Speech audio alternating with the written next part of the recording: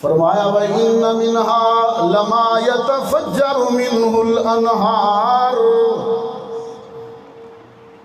وَإِنَّ مِنْهَا لَمَا يَشَّقَّقُ فَيَخْرُجُ مِنْهُ الْمَاءُ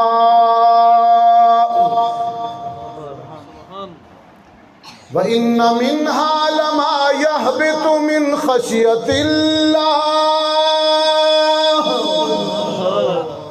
وَمَا اللَّهُ بِغَافِلٍ عَمَّا تَعْمَلُونَ۔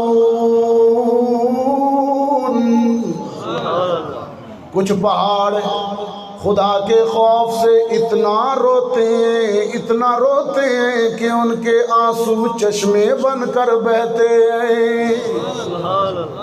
یہ چشموں کی وجہ قرآن نے بیان کی۔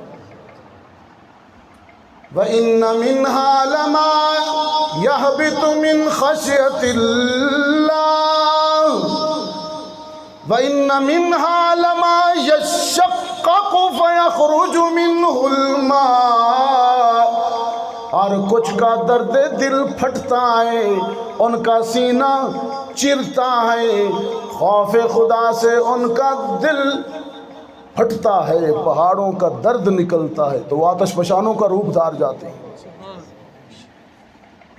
اچھا، یہ بابا شادی بھی بڑا عجیب ہے۔ کیوں بابے ہو؟